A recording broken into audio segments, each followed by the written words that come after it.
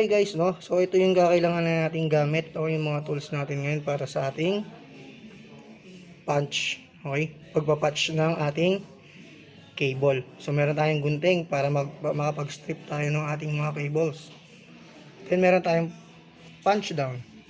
So yung punch down tool natin, ito yung itsura ng punch down tool natin sa dulo, no? Okay, kung makita nyo, meron sharp dito. Yan, yung sharp na edge. O yung dulo na yan, ayun yung pangkat ng wire natin. Then itong part na to, yan po yung ating pangtulak para maging pantay.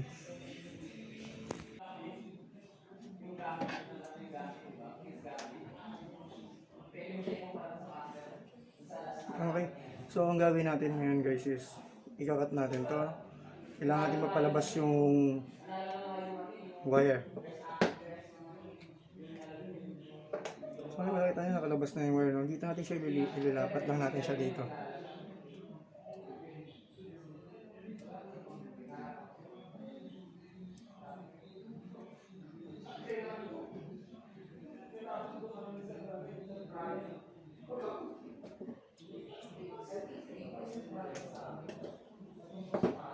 Okay. So dito sa part na to, sa punch natin, hindi natin kailangan i-straight na masyado to yung cable natin. Ang kailangan natin is pag-iwa-hiwalayin to. Ayun ang ginagawa ko. Hiwalayin ko lang siya.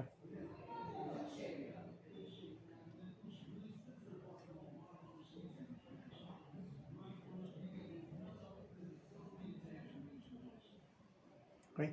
So ngayon yung hiwa-hiwalay, arrange natin siya sa color code na binigay sa atin, no? KB568B, yung brown, white brown, green, white green, orange, white orange, blue white blue. So ito yung arrangement ng color codes na. Okay. So hindi ko na ni-straight, no? Hindi ko na diniretso yung paggawa ng cable.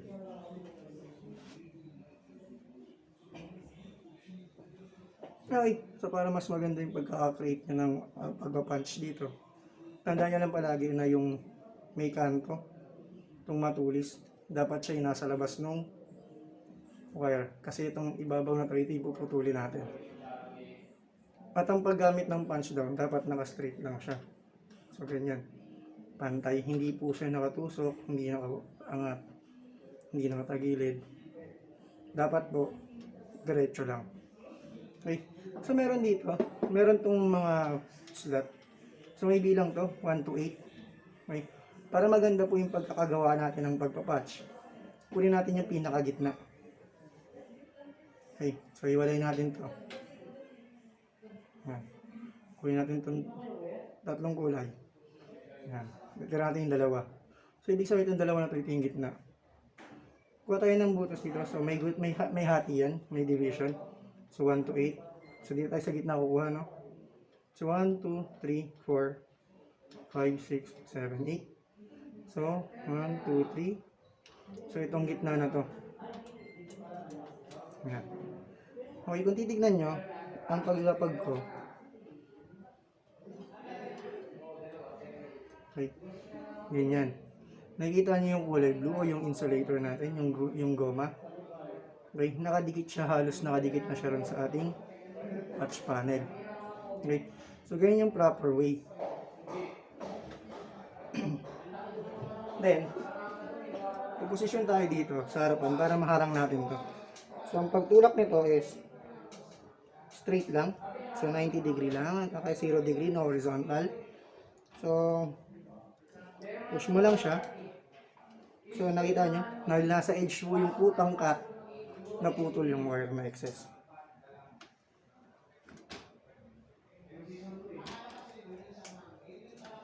Okay, ngayon ay ikabit natin, na i-place na natin na mas maayos. Pwede na natin ngayon set up yung mga pagkakasunod-sunod ng colors.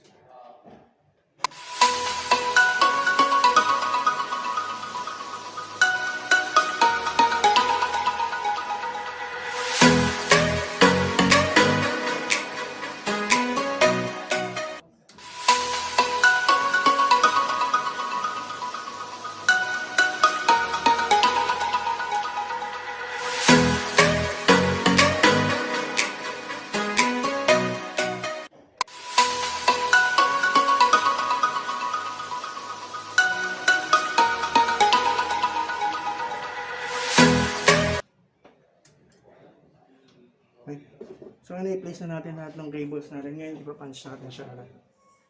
So, ganun lang yung procedure na out lang to sa labas kasi nandito sa labas yung wire. Yan yung tulis na to.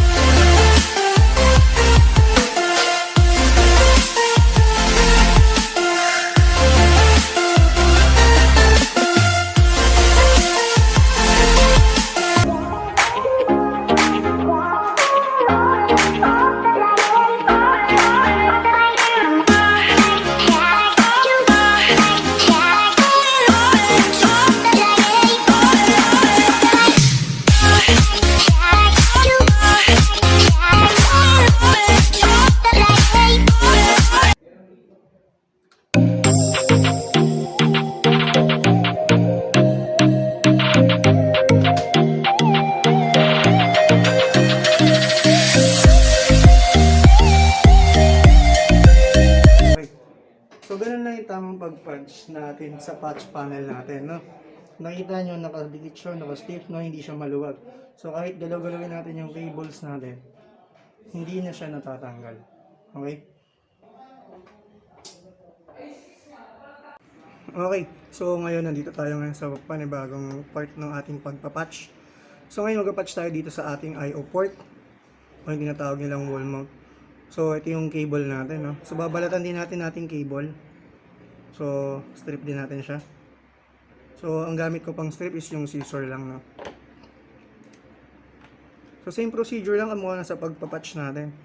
So, dito nga lang sa ating I/O port, meron tayong sinusunod na color. So, ang gagamitin natin dito yung letter B. So, green, white, green, green, white, brown, brown. Then, the other side, yung letter B pa rin.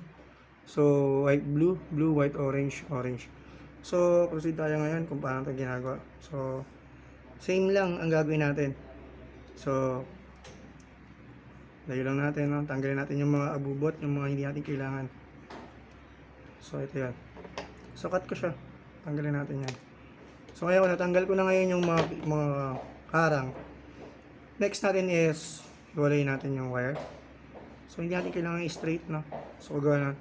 So, basihan natin ulit ang magkasama. Ang isang group is yung brown and green. So, pagsama natin yung brown and green. So, untwist lang natin na. So, same din sa kabila. So, ito naman yan sa kabilang side. So, ano yung pagkasunod? Blue and orange.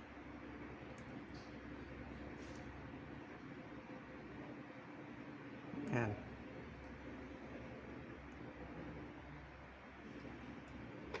Okay.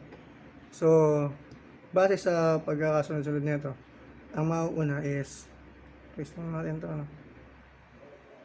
White, green, green, ito, then, white, brown, brown.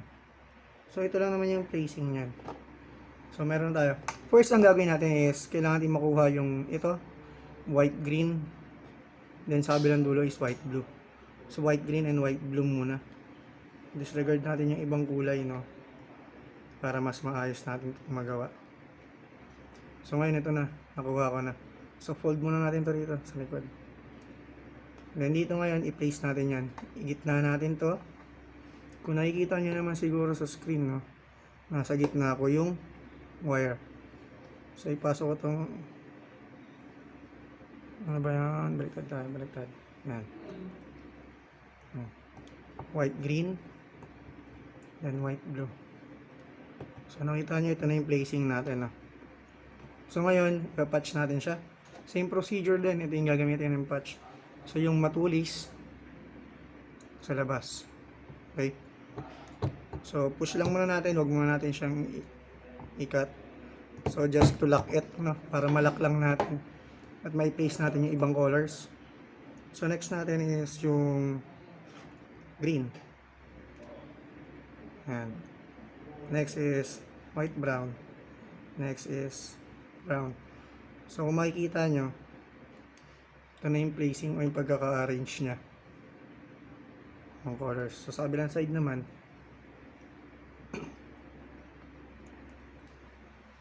okay.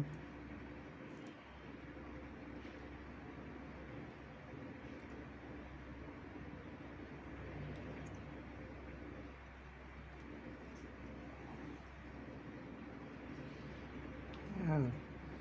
So, kung titignan nyo ngayon dito yung arrangement niya, ganyan. Okay. So, ngayon papatch natin siya. So, dahil nga meron tayong part dito ng ating IO port, meron siyang medyo malalim na part dito. Kaya nilagyan ko siya ng sa kanto o yung edge lang para natin ikakabit para hindi maputol or tumabingi yung ating IO port. So, dito sa part na to, ikakalso ko lang siya dyan. Then, ikakat natin siya. So, tandaan nyo po palagi, palagi yung edge na yung matulis nasa may labas, papunta sa labas. Then, push lang natin. So, diretso rin yung push mo, diretso lang.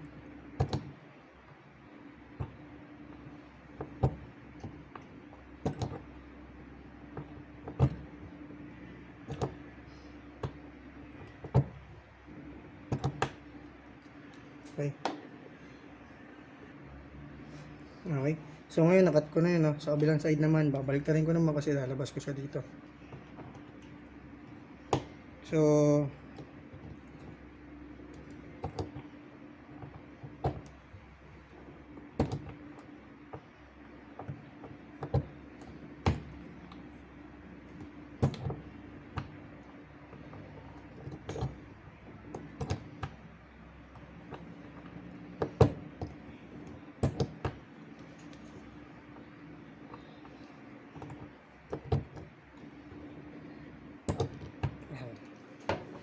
check natin ngayon yung mga wires natin. So, pag nakita nyo na nag-cut na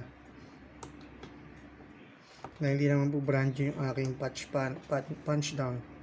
So, may tendency talaga na hindi maputol o mag-cut agad. So, yun lang. So, ganun po kalinis yung pagkakagawa natin. No? So, titignan nyo. Napaka-neat. Wala ka makikitang excess or kahit na anong sobra dyan. Okay. So, ito po yung titignan natin. No? Color coding, letter B din. Okay. Okay. So, ito naman yung tinatawag nating IO port, no? So, ito yung nakadikit o yung naka-wall mount. So, pwede siyang ilagay parang sa may saksakan. So, ito yung nakikita natin na yan. So, dito sinasaksak yung RJ45. So, ito ay nakakonect dun sa ating patch panel. So, in cable management, titignan natin dito sa port na to. So, dapat ito ay nakatago para hindi nakikita. So, ito naman yung tinatawag natin patch panel. Okay. So, yung patch panel natin, ito po yan. So, ganyan kahaba yung ating patch panel. Meron tayong patch panel na 48 ports na patch panel. So, ito ay simulation lamang, no? So, kunwari, ito yung nasa wall. So, ito yung nasa wall mo, yung parang sasaksakan, then ito yung nakakabit, yung RJ port, yung wall mount natin, o yung IO port natin. So, ngayon, ito yung likod ng ating patch panel. Dito tayo magpa-patch ng ating mga cables. So, ito yung color coding na ginagamit natin sa ating patch panel. So, meron tayong category 5. So, meron tayong ginagamit na 568A, 568B. So, supposed to be, dapat ang gagamitin mo is 568B para makakapag-create ng straight through na connection.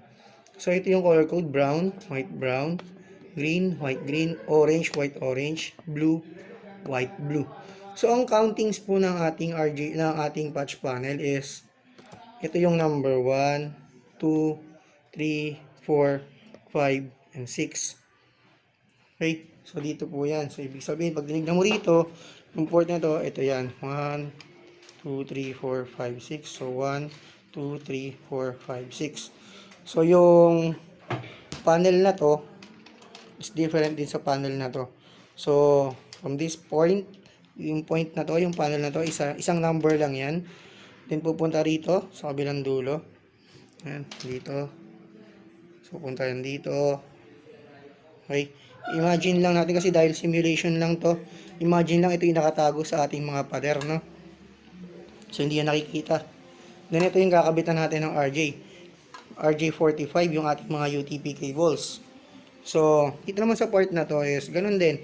Kakabit natin yung ating RJ45. Then, papunta naman to dun sa ating routers. Okay? So, testingin natin kung working yung cable natin. Okay, so ngayon testingin naman natin kung working ba yung ating patch panel na. Yung patch panel natin at yung ating wall mount. So paano ba magte-test na yan? Kailangan natin ng dalawang straight through cable. So meron na akong gawa dito, no? So kaganina yung ginawa natin. So first, tusok natin tong port dito, yung isa.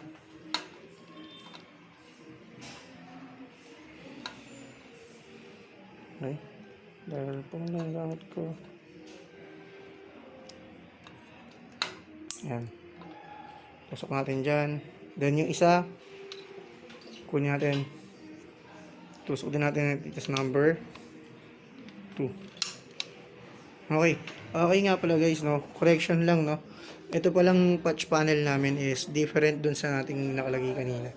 So ito ay 1, 2, 3, 4, 5, and 6. So yun po yung arrangement na 1, 2, 3, 4, 5, 6. So ngayon, kunin natin yung ating cable tester. Tusok natin ang ating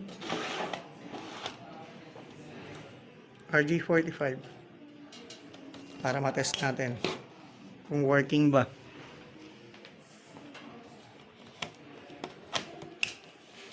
Okay, ngayon turn on natin yung ating tester.